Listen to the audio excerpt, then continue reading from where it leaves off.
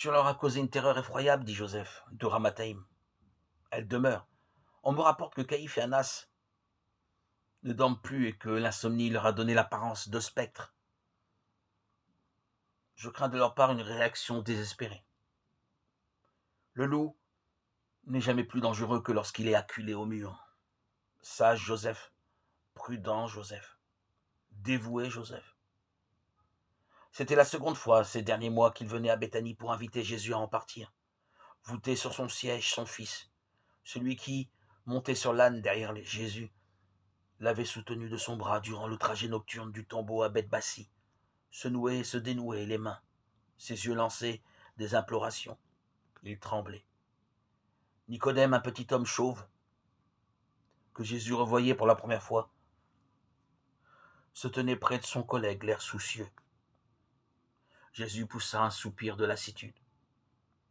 Marthe et Marie étaient plaquées au mur, dans la grande salle de leur maison de Béthanie, pareilles à des cariatides, les regards soudains couleur de nuit.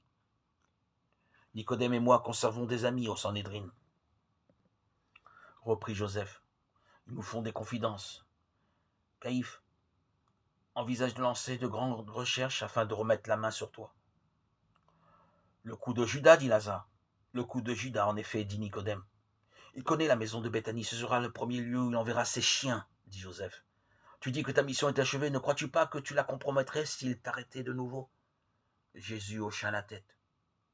Il revécut dans sa mémoire les souvenirs affreux, les clous s'enfonçant dans les poignets à chaque coup de maillet, puis dans les deux pieds superposés, la torpeur induite par le vin de myrrhe qui semblait préluder à la mort, le froid d'avril qui mordait le corps nu dans le vent, les sueurs glacées, la difficulté de respirer, le besoin d'uriner, le voile noir, puis la douleur lancinante des blessures, l'étouffement, l'égarement, l'angoisse du sépulcre et l'odeur inhumaine de la pierre humide, le grincement râpeux du dophèque qu'on roulait, la nausée, la souffrance encore à chaque moment. Il faudrait que tu te mettes en sécurité le plus tôt possible, intervint Marie. La Galilée, s'écria Lazare, ni Joseph ni Nicodème ne parurent convaincus par cette solution.